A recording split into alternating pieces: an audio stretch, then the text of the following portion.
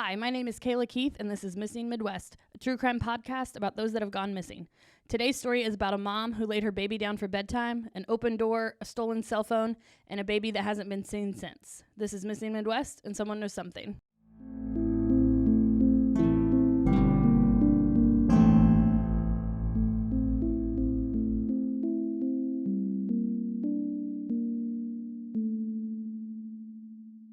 Oof, a baby case. It is. It's heavy today. Man.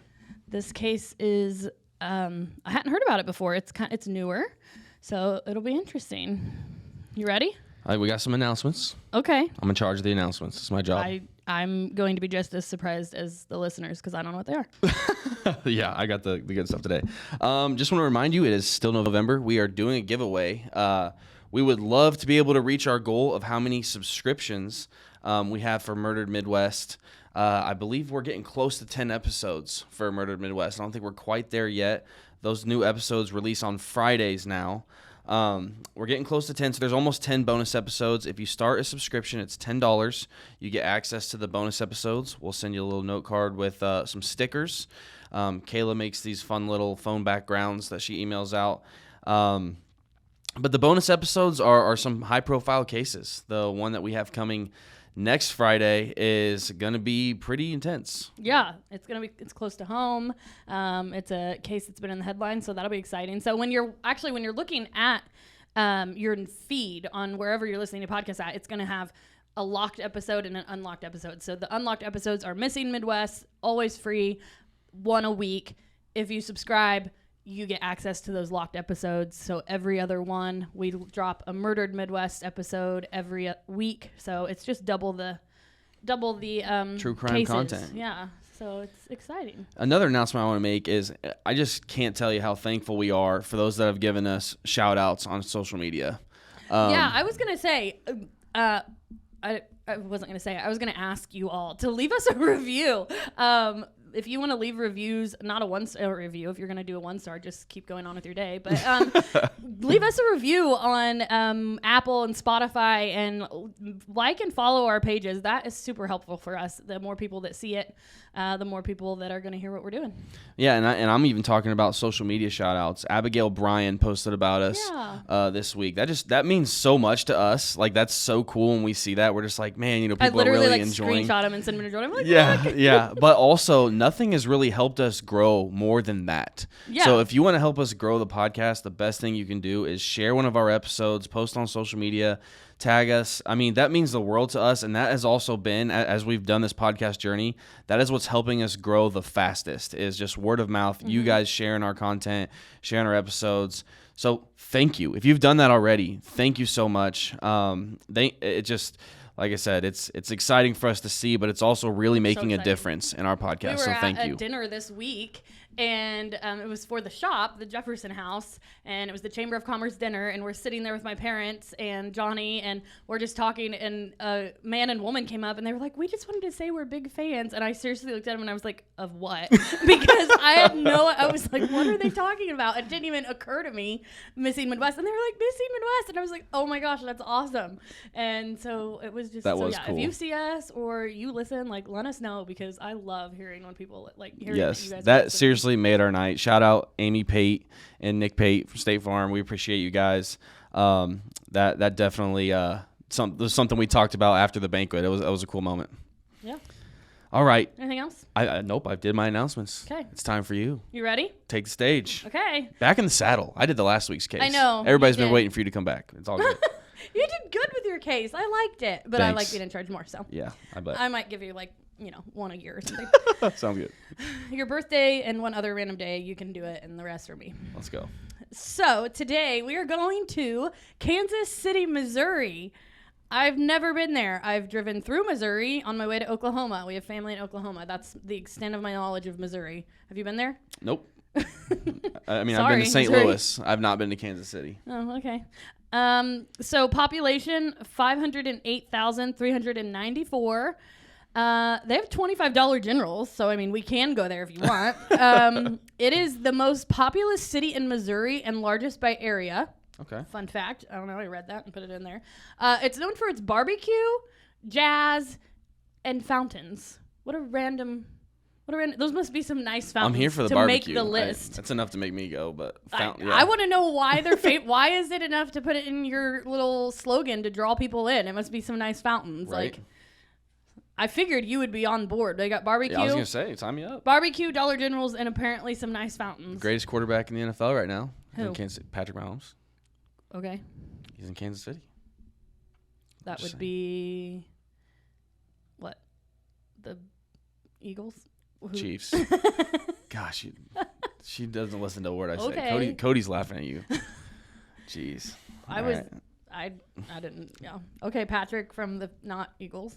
Goodness. Kansas City, Patrick, Chiefs. There we go. Moving on. Nailed it. You know what's stressful? Buying and selling a house. Just over a year ago, we were in the middle of the process and it was overwhelming. I am so thankful that we had someone like Amber to guide us through the process. She knew what to do and when to do it. You were so concerned about pricing and loans, and I was just concerned with the colors and the layout. Oh, you remember that? Yes. Amber kept everything in mind, and we are in our dream house because of her. If you are looking to buy or sell in or around the Howard County area, you have to give Amber a call, or you can just give her a text at 765-865-1118. You can follow her on Facebook at Amber White, Realtor/Broker with Carrie Gruhl & Associates. She posts the latest listings, giveaways, and even helpful home tips. We are so grateful for Amber and all her help. Okay, so we are going to talk today about Lisa Renee Irwin. She was born November 11th, 2010, and she has been missing since October 4th, 2011. She was 10 months old, 10 months and 23 days. That's sad. Man, so sad. Yeah. So we are going to October of 2011, October 4th to be exact. This is a great time here in the Midwest. Fall's starting. It's good. So Deborah and Jeremy Irwin, they're living their life. They have 3 kids, 2 boys, ages 5 and 8, which we have 2 boys, ages 5 and almost 8. Yep. And then they have their 10 and a half month old baby girl named Lisa. So normal day here in Kansas City for them. Jeremy gets home from his job. He's an electrician. And he lets Deborah take a little nap while he watches the kids, and we all say thank you, sir, to that. You're a hero. Around 4:45 that day, Deborah and her brother went to the grocery store. They are seen on surveillance footage walking around the store and getting random necessities like baby food and wine. Yes, these are necessities if you have a 10-and-a-half-month-old child. So that's confirmed. While they are out, Jeremy is home with the 3 kids. And then they also had the next door neighbor. She was a family friend. She was close with the family. Her name was Samantha Brando.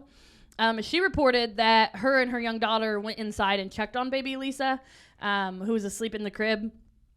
Some people online thought this was weird. Like, why is this lady friend neighbor over while the wife is out kind of thing. I don't think it's weird. Neighbors and friends. Her little girl is with her, and she's just like doing the motherly thing, in my opinion. You know, go check on your friend's sleeping baby. You know, the dad is preoccupied with the boys. It's not weird. This makes me think of like Jamie stopping by to like see our a family boys. friend. Like literally, I have friends that would just walk into my house and check on my baby anytime because that's Midwest thing, maybe. I don't know. Maybe I mean, know. it has to be a family friend. Yeah, I mean, in they're close close proximity. Yeah, they're close. Like Jamie lives right down the street. I can see this it would be fine. Yeah. So around 5 o'clock that night, Deborah returns home. About 30 minutes later, Jeremy gets a phone call about an electrical job at a local Starbucks. He rarely got called out at night. But like most of us, they could use the extra money. So he's like, I'm going to go. I'll probably be back around 10 p.m. It was, they were doing it after hours at the Starbucks, like not while people were there. And so, so he leaves. He's going out. He's going to do this job. Deborah put baby Lisa to bed around 6:40 that night. And she spent the rest of the night drinking wine and smoking cigarettes on the front porch with Samantha, the neighbor, while they watched their kids play. Pretty low-key night. Nothing unusual happened. Samantha left around 10:30 p.m. that night, and Deborah's 2 boys had fallen asleep in her bed. Before Deborah went to bed herself, she placed 3 cell phones on her kitchen counter. These cell phones did not work. They were like non-working ones that had been shut off. They were still using them for like other purposes, but like they didn't have any service to them. Like they weren't paying for them to work. Like they got different plans or something. Yeah, I don't know. They had different phones they were using. We all have old cell phones laying around. Right. I have like a million from high school. Especially like back in 2010. I remember we had a whole box full. Yeah, my kids still use my old flip phones and stuff, and they think they're hilarious. So yeah, she just had these old phones, and she put them on the counter. Deborah had also found a stray kitten earlier that day that she obviously took in. Like, girl. Goodness. First of all, I get that. I'd be taking in all the kitties I find as well. I don't want to talk about cats. There's a stray cat at our house right now. Johnny came home the other day, and it had a collar and a house. So that's understand totally fine. They just find us. They find us because I put a call out. If I find out that some of you are dropping cats off at my house, unbelievable. I'll be really happy. So she checks on this kitten, and then she goes to bed. Samantha, the neighbor, reported that she actually stayed on her front porch talking to another neighbor until around 11:30 that night. Okay, you with me so far? It's 11:30. You're with me? Got any questions? Not so far. Because things are gonna get weird. Buckle up. This is where we take a turn for the unusual. So timeline wise, it's 11:30. No funny business has nothing weird. Has been. Kids are anything. asleep. Okay. Nothing has happened. And what time is he supposed to come home? He said around 10, but he wasn't sure. He just assumed that's how long the job would be. Okay. Okay, so now we're going to get weird. Okay. Jeremy gets home from his job, 3:30 a.m. Whoa. Not weird. I will tell you right now, his alibi completely checked out. He was at Starbucks the whole time. Your husband did it thing is taking a... Yes, because I immediately was like, the husband did it. And then I read that he was out till 3:30 a.m. and I was like, the husband obviously did it. Apparently everyone else thought that too, including detectives, because they went and they interviewed his coworkers who said he was with us all night, and they checked surveillance footage. He never left Starbucks. Like, solid alibi. Dad, Jeremy, was at work. Clear. When he gets home, he's annoyed. He walks in, front door, completely unlocked. Not like Deborah to leave the door unlocked. He's annoyed. Lights were on. She doesn't leave lights on. He's annoyed. Then he sees this freaking kitten that he sees that his wife put in the house. Extra annoyed. Like, It's just getting worse for Deborah here. He's like, why? Why is everything unlocked? Why is everything open? Why is there a freaking cat in my house? Then he notices that the computer room, everybody had a computer room probably at this point. The computer room window had been pushed in from the outside. Then now Spidey senses are going off for Jeremy. His alarm bells. He's like, oh, okay, this is weird. And he immediately goes and checks on his wife and the two boys. They're asleep. Lisa's not in her crib. He immediately wakes He immediately wakes Deborah up. They start looking for Lisa through the house. Deborah later told police she actually didn't look because she was afraid of what she was going to find. Like, they called the police. She just went outside and waited for police. Her husband and her parents came over. They called her parents. They went through the house looking and looked like in the immediate area of the house. Deborah said she just couldn't do it because she was afraid of what she was going to find. So I don't find that weird. No, I don't find that weird either. I'd be like, I need the police here. I can't. Yeah. No, not weird. They're a mess. Yeah. Mom and dad, the whole family. Sure. So Lisa's reported missing immediately. Investigators hit the ground running with the theory that a stranger had came in this house and taken Lisa in the middle of the night. After a few days, they could not 100% say that's what happened or that's what didn't happen. There was nothing to prove that somebody took her, but there was nothing to prove that nobody took her either. 2 witnesses came forward within the first couple of days, okay? It's crazy to me that we're talking about days already. Yeah, I mean, nothing to go on here. 2 witnesses came forward within a day or two. One told officials that they saw a man walking with a baby around 4 a.m. Big yikes. Yeah, the witness was riding a motorbike of some sort, motorcycle, dirt bike, I don't know, but recalls that morning was very cold and that the baby was not dressed appropriately for cold weather. Like, it was just in a diaper, which, first of all, and they found this suspicious, which also, yes, I hardcore judge poorly dressed babies in the cold. Not sorry, I just do. Yeah, just the other day, I was driving to work, and I don't know how cold it was, but it was cold enough for my butt warmers to be on. and there was a lady, and she was completely bundled up. She had a big like Carhartt jacket on and a scarf, and she was pushing a stroller, and the baby in the stroller was barefoot with shorts on and no hat. And I'm like, ma'am, if you're cold right now, what do you think your baby? Annoying. Yeah, it was very annoying. And I don't know who she was, but I judged her. Put socks and a hat and a coat on your baby. And you remember that though. But I remembered it because I looked at this. That's the first thing I thought when I read this, because I was like, this witness credible. Yeah. And so this witness is like, this witness stopped and asked the man if he was okay and if he needed a ride somewhere, because he's like, you're out here with this. Like, it was weird. You know, that's not also safe. 4 a.m. It's not safe for the baby. Yeah. And yes, very suspicious. He asked, he reported the big time sus. The man didn't even look at him, just kept walking. Didn't even acknowledge him. Bigger sus. Yeah, huge red flags All here. caps sus in my notes here. Okay, yes.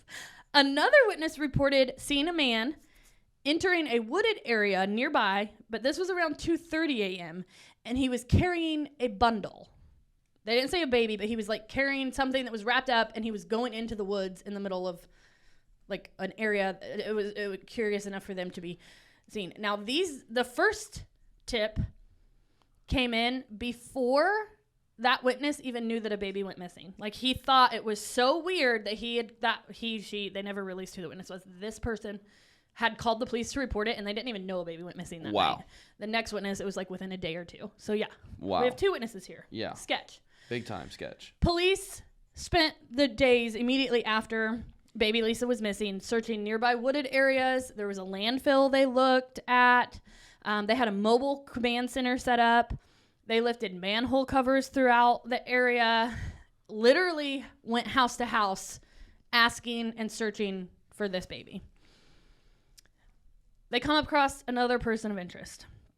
There was a local transient man and a meth addict that lived in a nearby halfway house.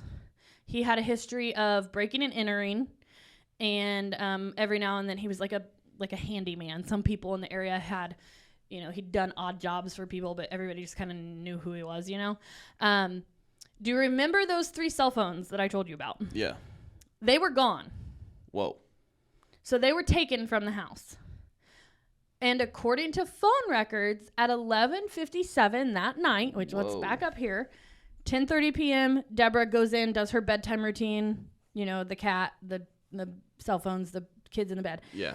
At 11:57 p.m. that night, one of the cell phones that was stolen was used to call a woman named Megan that lived in the same city.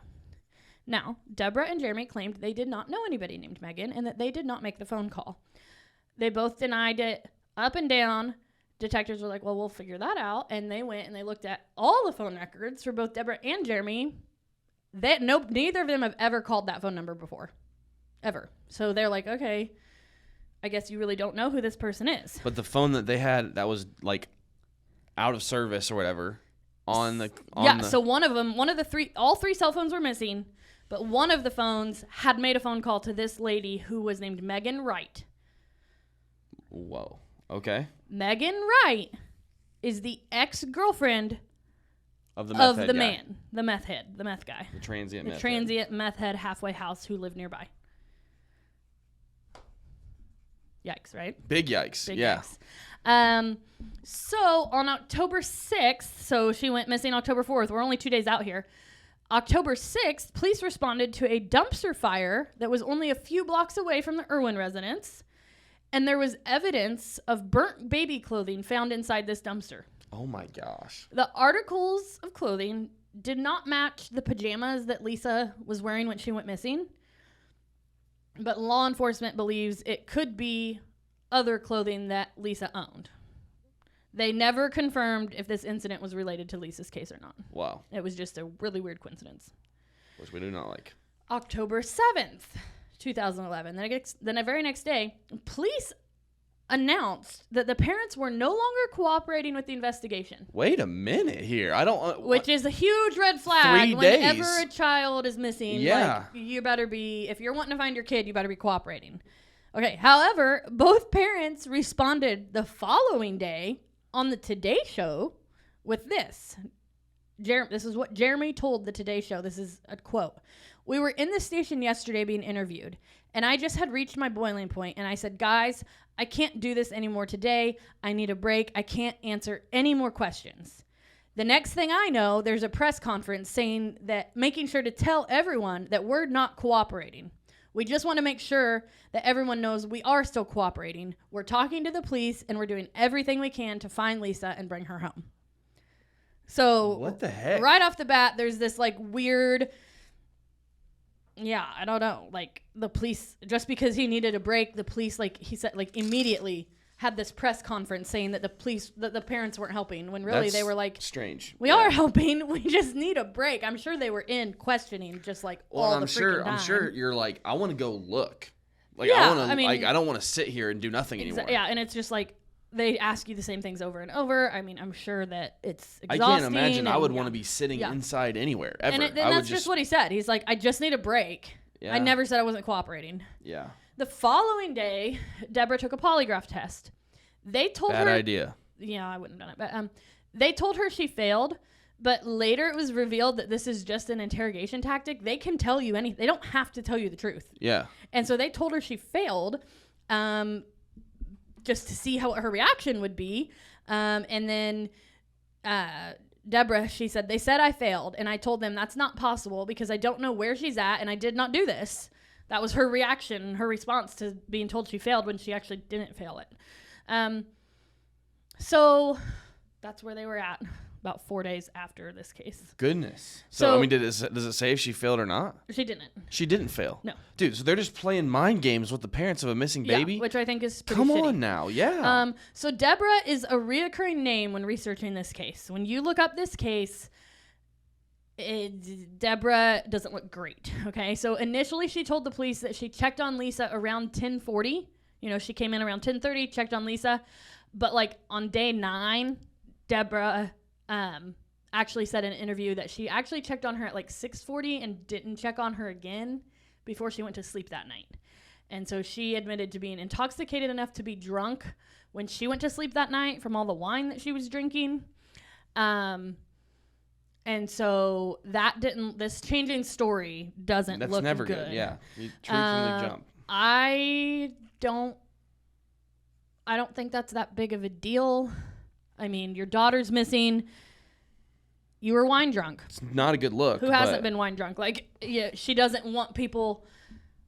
She didn't want them to change their efforts on looking for her because they think she's responsible because she didn't check on her kid. Also, it's not like it was a newborn baby. She's 10 and a half months old. I put my 10 and a half month old to bed at like 7 o'clock at night, and they sleep till the morning. That's you also check on them like 14 times or maybe I do, but I mean, I don't know. I didn't put a lot of stock into it.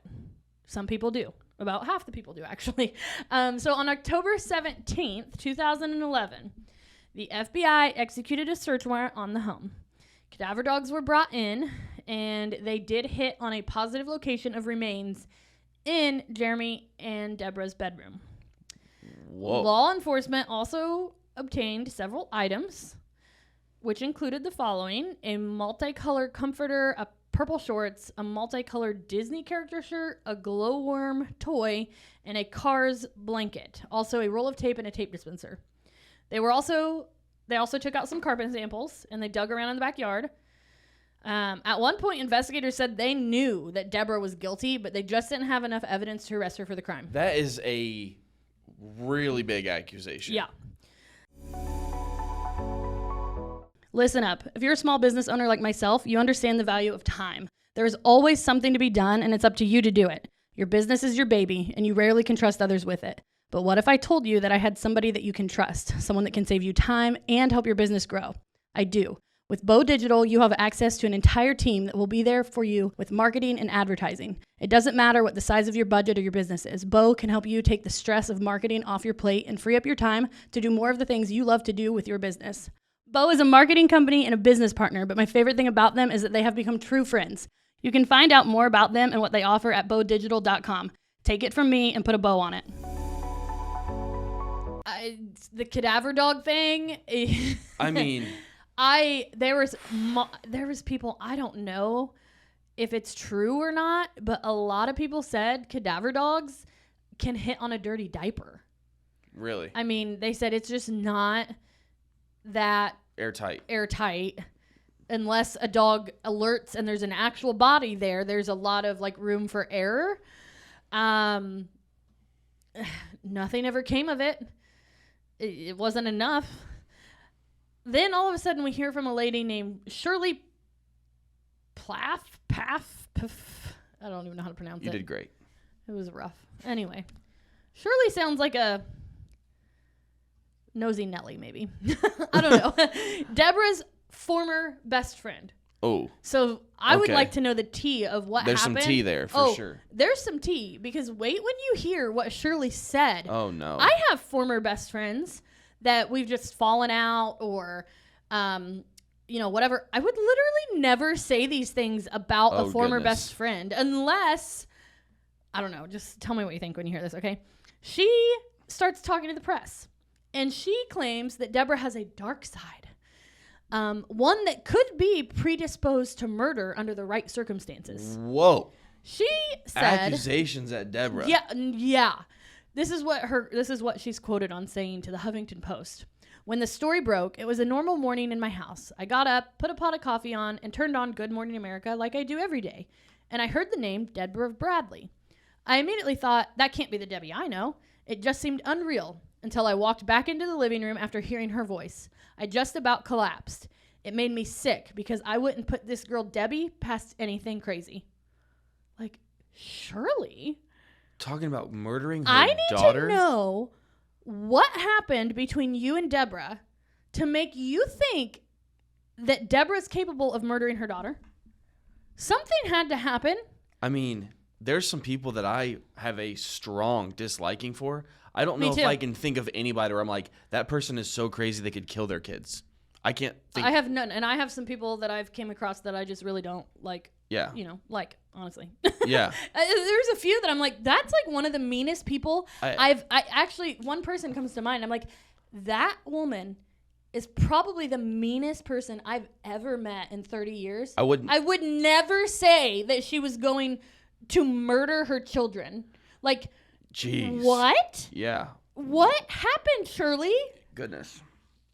Yeah, and there's nothing else on it. Well, and now you have her saying that, and then you have the cops saying she did it. We just can't prove it. Yeah, so we have a former best friend here who's throwing bullets. People that know Deborah more than we do. What's the saying? Throwing darts. I said throwing bullets. Throwing shade?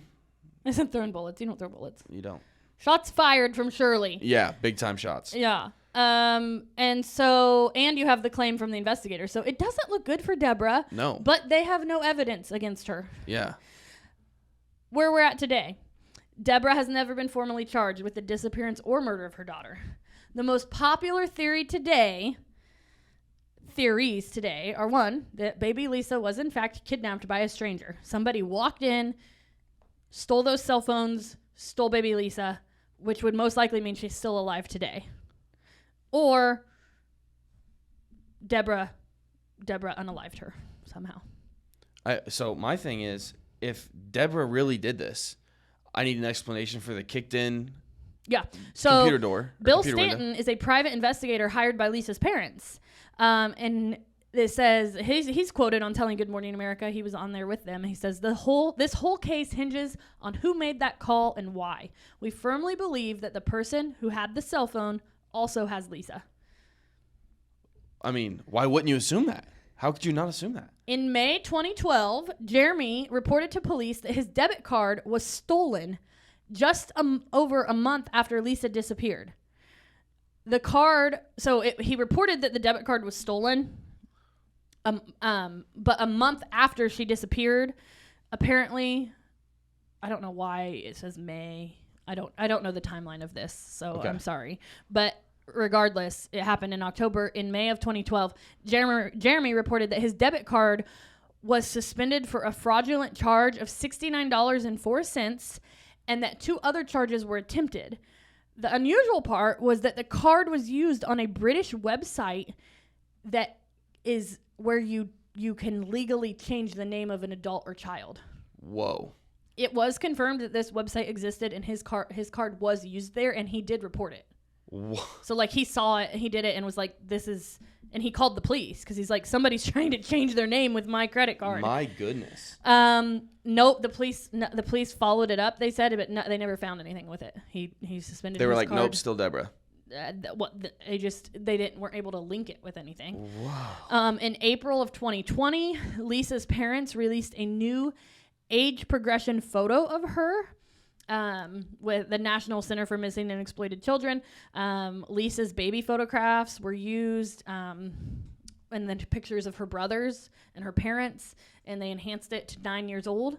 In October 2021, Lisa's parents were interviewed by KSHB News, and they said that they believe that her abduction was premeditated. And Jeremy, her dad, he was quoted as saying, I hardly ever worked nights. I think that someone was paid to come into our home. Our house was watched, and they waited for the perfect opportunity. I absolutely believe she was human trafficked. Oh, gosh. Despite public, and they're, they've been saying, yeah, there's a picture right there. We'll post it of her at 10 months. And we mentioned earlier how incredible it has been for us, for you to share our episodes. This is right here, the picture that we're going to post. Yeah. We're going to post the link to our episode on our Facebook page. Share that one. It's got her baby picture, and it's got her age progression. I mean, goodness. Like this. So, yeah, wow. We'll get to that in a minute. So Deborah has remained adamant this entire time that her and her family have absolutely nothing to do with the disappearance. Deborah and Jeremy still, to this day, have hope that they will find her. And Lisa's room, to this day in 2023, is the exact same that it was the day she disappeared. And Deborah was quoted as saying, when she comes home, she will know that we never stopped including her. We never stopped waiting for her. And she has always been a part of our family, no matter what. That doesn't sound like a mom that was trying to get rid of her kid. And you know what? In all her interviews, I know that people can fake it and we can't possibly know how we're going to react when things like this happen, but she seems very genuine. And so I truly don't know. Like, I left this case and I'm like, I don't know. So theory-wise, a lot of people think that she was drunk and that she rolled over on her baby. It was an accident and that she just disappeared her. And then about the 50% of the people believe that. 50% of the people believe that someone took her. And if someone did take her, you don't take a baby for no reason, really. Right. She's alive. That's what I'm saying. A lot of people believe that Lisa's like still out there. A crazy person, you're like, I just want to kill babies. Why kidnap them then kill them? Kill them right there and then leave. Yeah. So, like, she was which kidnapped. somebody also said, something about, which doesn't make sense, but they said if the person did kill the baby and then took him, like, could the dog have been hitting on that? But it was in the crib bedroom. Yeah. And so both parents have submitted their DNA to all of the DNA databases, not something a guilty person does. Yeah, that's what I'm saying. Like, okay, you don't want her to be found, to be like, I'm not, they've done that on their own, hoping that one day somebody will submit their DNA and find out that they're linked, which people are being found left and right with DNA right now. Deborah also told KSHB, our little girl is going to be 11 in November, and we don't even know what she looks like, the stuff she likes, or the sound of her voice. I feel like she's alive. She's out there, and eventually she's going to come home. Man. More than 11 years later, the Kansas City Police Department said that there are no suspects in the case. They would not elaborate on details. They only would say that Lisa is a missing child and that her case is still active. There is a $100,000 reward out for any information for Lisa's safe return. There is a Facebook page called Footprints in the Sand, and they are constantly posting updates and information about the case. And they ask that if anyone has any information to please call 816-234-5136. Wow. What do you think? I mean, just thinking back on the evidence, you have a kicked-in window. You have reports of a man walking around at 4 a.m. with a baby. You have reports of a man walking into woods with a baby. A bundle, but yes. A bundle, yeah. You have, somebody that's at the house up until 11:30 or 10:30, but across the street, Samantha was next door till 11:30. She said she didn't hear or see anything. You have and missing then at phone 11:57 was the phone call was made. So between 11:30 and 11:57, somebody went in there and grabbed a phone and a baby. But at 3:30 is when the motorcycle driver saw the man walking with a baby, and he didn't say anything. Yeah. What if the dad helped cover it up? Ooh, And he was walking with the baby. I don't know. There's so many. That's what I hate. That's what you hate. I hate about missing people. Like, there's just no, you don't know. Someone knows. Someone knows something for sure. I think, like we mentioned. My thought was, which I'm not throwing shade at the parents at all, I guess, but my thought was maybe the dad, and they said he didn't even respond when the person talked to him. My thought was like, what if the dad came home at 3:30 and the baby was dead? Maybe it was accidental. Maybe the mom rolled over on her. Maybe a kid did something. Maybe she just died and the mom was like, I was drinking. We can't call the cops. And they freaked out. And then he was like walking and he's so distraught because he is carrying his baby who is not alive. And he got rid of her. But they searched a lot to not find her. He couldn't have, I don't know. I hate it. Well, and just like the efforts that the parents have gone through, not moving her room. I also cementing all the DNA. Exactly. That's what makes me think the parents are innocent in it. Me too. I also think that phone was their property in their house, and it made a phone call to somebody they did not know. And they couldn't trace him to. They don't know who called. Yeah. Yeah. So I think it has to be an abduction. Yeah. Statistically, it's more likely that it is the family, but yeah, that doesn't rule out. And statistically, you don't steal a baby to kill a baby. Exactly. So there is a lot of people out there that believe that Lisa is still alive to this day. She'll be 13 right now. Yep. So we're definitely going to post it, and you guys share it. Her name will not be Lisa Irwin. No, her name's probably not Lisa anymore. But man, if you know someone that suddenly got a baby, or if you adopted a baby under mysterious I don't know. This stuff happens. So I don't know. Look at it. Study that picture, remember that picture, keep it in the back of your mind, and let this just live rent-free in your head for the rest of forever, because it will mine, and I'll be questioning every little girl with blonde hair and blue eyes that I see from now on. Well, and again, this kind of just reminds me of how many cases are closed by submitting your DNA. We're not asking I'm this... a huge proponent of submitting DNA. Yeah, we're not asking this 13-year-old girl to submit your DNA right now. Because why would you? If I was 13, I'd be like, get away from me. But one day. But someday. Yeah, she probably will someday. Yeah, well, and this is just like a good thing. Like, encourage your friends to do it. When you do it, when you submit your DNA and you get all this cool information about your family, share that with your friends. Someone was like, why would I want to submit my DNA? What if somebody in my family did do something? I'm like, they need to go to prison. That's the point. Like, if someone in my family is a murderer, I want that person in prison. Yeah, I submitted my DNA, and I don't care who you are. If you deserve to be in prison, like, your butt's gonna go to prison, and it should be. I would love to, and you know what? Personally, I'd love to be the one responsible for it. That's what she was like. What if I was the one that made someone in my family go to jail? I was like, good for you. Like, what kind of? I don't understand. Yeah. So, that's. I think things like this things are being solved left and right with DNA. So I think it will be.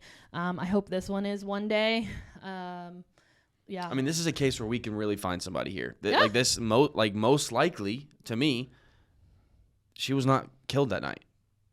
No. Statistically, or like based on the evidence and everything that we see, I'm hopeful that Lisa's still alive. That she was kidnapped and she's been raised by somebody else. That's very sad, but I'm hoping that she can be reunited with her parents. Let's share this episode. Share this picture. Someone knows something about it. Someone knows something. This podcast is a So.Will.I.Studos production. So will I.